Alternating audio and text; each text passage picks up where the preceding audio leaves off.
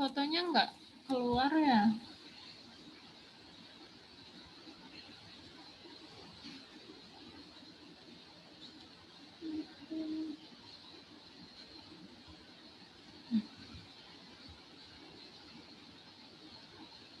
Mulai ya.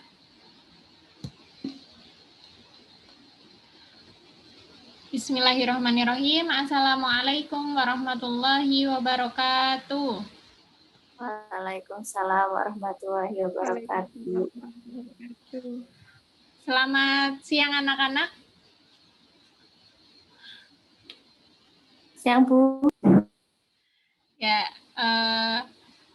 hari ini sebelum kita mulai pembelajaran, mari kita buka dengan membaca Al-Basmalah dan bacaan doa sebelum belajar masing-masing ya. Bismillahirrahmanirrahim. Raditu billahi robba wa Muhammadin nabiyya wa rasula. Rabbi zidni ilma warzuqni. Ya. Sebelumnya apakah anak-anak hadir semua? Hadir, Bu. Ya, silahkan untuk mengisi kehadiran di kolom chat di room Zoom ini ya, untuk mengecek siapa saja yang hadir pada pertemuan hari ini. Ya, langsung saja. Hari ini kita akan membahas materi tentang sujud syahwi. Anak-anak ada yang sudah tahu apa itu sujud syahwi?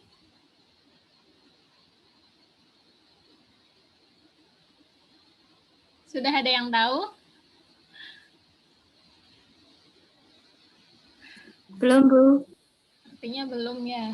Nah, jadi hari ini Ibu akan membahas atau menyampaikan materi tentang sujud syahwi. Nah, pengertian dari syahwi sendiri ini secara bahasa bermakna lupa atau lalai. Jadi secara istilah, sujud syahwi itu artinya sujud yang dilakukan di akhir sholat atau setelah sholat untuk menutup cacatnya dalam sholat karena meninggalkan sesuatu yang diperintahkan atau mengerjakan sesuatu yang dilarang dengan tidak sengaja. Nah, hal-hal ini dilaksanakan ketika di dalam sholat. Jadi, sujud syahwi dilaksanakan ketika kita kekurangan gerakan maupun kekurangan rukun yang seharusnya dilaksanakan tetapi kita tidak melaksanakan, maupun kita kelebihan seperti kelebihan rokaat dan yang lainnya. Itu merupakan pengertian dari sujud syahwi. Yang selanjutnya, dalil dari sujud syahwi sendiri disebutkan yang pertama dari hadis Abdullah bin Bunainah radhiyallahu anhu, yang di sini berarti Rasulullah Shallallahu Alaihi Wasallam pernah melaksanakan sholat duhur, namun tidak melakukan duduk tasyahud awal. Setelah beliau menyempurnakan sholatnya, beliau sujud 2 kali dan beliau bertakbir pada setiap akan sujud dalam posisi duduk. Beliau lakukan seperti ini sebelum salam, maka orang-orang mengikuti sujud bersama beliau sebagai ganti yang terlupa dari duduk tasyahud awal. Hadis riwayat Bukhari nomor 1224 dan hadis riwayat Muslim nomor 570. Nah, dalil yang pertama ini menyebutkan bahwa pelaksanaan sujud syahwi yang dilaksanakan dalam sholat. Nah, dari hadis yang kedua ini memiliki arti hadis dari Abdullah bin Mas'ud, Rasulullah Shallallahu Alaihi Wasallam pernah sholat bersama kami 5 rakaat. Kami pun mengatakan, wahai Rasulullah, apakah engkau menambah dalam sholat?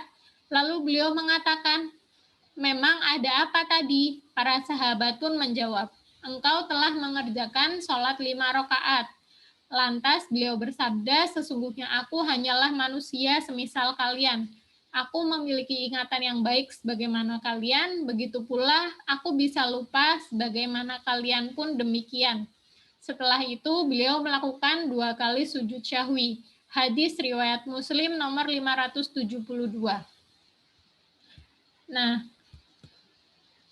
hadis yang pertama tadi menyebutkan pelaksanaan sujud syahwi masih dalam keadaan sholat. Jadi dilaksanakan sebelum salam. Kalau hadis yang kedua ini atau dalil yang kedua ini menyebutkan Rasulullah Shallallahu Alaihi Wasallam melaksanakan sujud syahwi setelah selesai sholat atau setelah beliau salam selesai dari sholatnya, gitu. Nah, apa saja sih sebab-sebab dari pelaksanaan sujud syahwi ini? Nah, yang pertama sebabnya yaitu menambahkan sesuatu atau aziyadah. Jadi di sini seperti menambah rokaat. Jadi secara tidak sadar sholat maghrib misal yang seharusnya dilaksanakan sebanyak berapa rokaat, Mbak Ana, sholat maghrib? 3, Bu. Ya, seharusnya sholat maghrib dilaksanakan 3 rakaat, kemudian secara tidak sadar kita melaksanakannya 4 rakaat, seperti itu. Jadi kita harus melaksanakan sujud syahwi. Terus yang kedua, meninggalkan sesuatu. Nah, seperti hadis yang pertama tadi, Rasulullah meninggalkan duduk tasyahud awal ataupun tahiyat awal gitu. Jadi setelah kita menyadari atau mengingat bahwa kita meninggalkan salah satu rukunnya, maka kita juga perlu melaksanakan sujud syahwi. Dan yang ketiga, dalam keadaan ragu-ragu atau asyak di dalam sholat, yakni keraguan-raguan yang kita rasakan. Misal kita sudah berada pada rakaat terakhir, tetapi kita ragu-ragu apakah tadi benar sudah melaksanakan tasyahud awal, atau kita benar-benar telah melaksanakan sesuai rakaat yang seharusnya kita kerjakan, tetapi kita merasa ragu-ragu. Nah, ketika kita merasa ragu-ragu, semisal kita belum berada pada rakaat terakhir dan belum mau salam, kita bisa menambahnya keraguan-raguannya. Misal kita ini sudah 4 rakaat belum ya? Jadi kalau misalnya kita masih ragu-ragu di dalam sholat, kita bisa mengambil rakaat yang paling sedikit seperti itu. Jadi kita masih bisa menambah 1 rakaat lagi. Tetapi kalau sudah di akhir sholat, kita bisa melaksanakan sujud syahwi. Seperti itu. Nah, yang terakhir, tata cara sujud syahwi.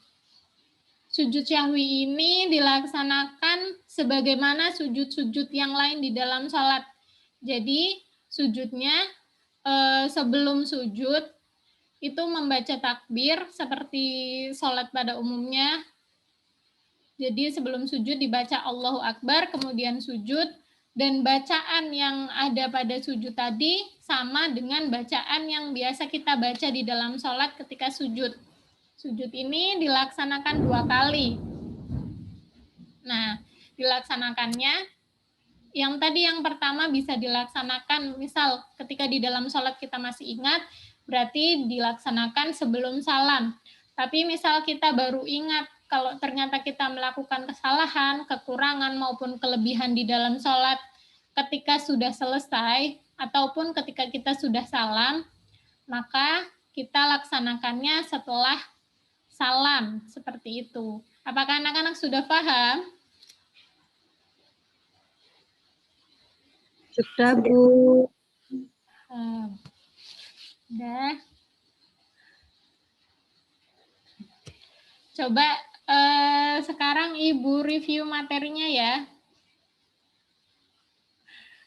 Tadi apakah masih ingat yang sudah dijelaskan?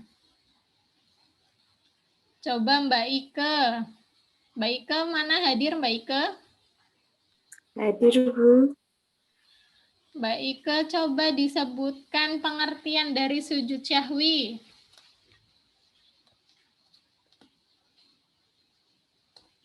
Bentar, Bu.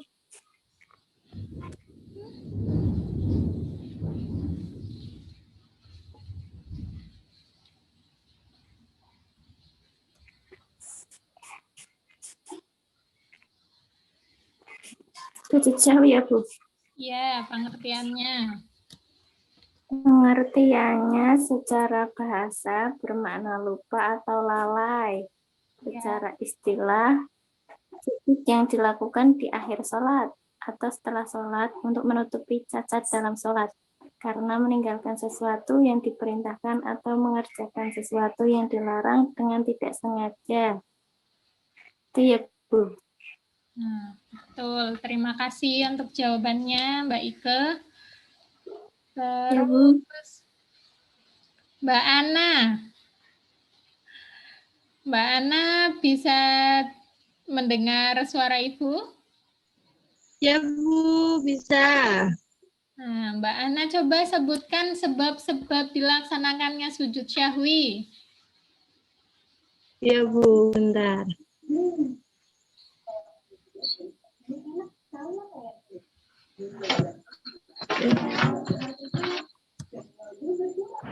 Sebab-sebab sujud sahwi. Yang pertama, menambahkan sesuatu. Yang kedua, menghilangkan sesuatu. Yang ketiga, dalam keadaan ragu-ragu, Bu, di dalam salat. Contoh menambahkan sesuatu apa, Mbak? Mana, Bu? Contoh di dalam sholat ketika menambah sesuatu seperti apa, Mbak? Seperti menambahkan sujudnya. Seperti? Iya nggak, Bu? Menambahkan sujud. Ya, seperti menambah jumlah rakaat di dalam sholat. Seperti itu ya, Mbak Ana ya? Iya, Bu.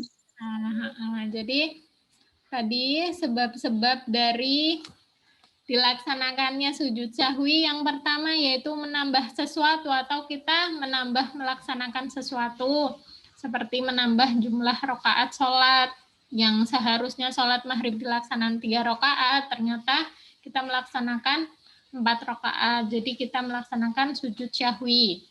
Nah, semuanya sudah jelas ya? Sudah, Bu. Sudah. Nah, ya, karena materinya sudah selesai, juga waktunya sudah habis, Ibu cukupkan sekian ya. Ibu cek dulu untuk kehadirannya. Mbak Rena Fauzanatin hadir, Ike Ariska Sofiana hadir, Eka Fitri hadir, Ana Fitriani hadir, Mbak Rahmi belum absen ya? Ya, nanti setelah ditutup bisa melanjutkan untuk presensinya ya, yang belum. Nah, ya.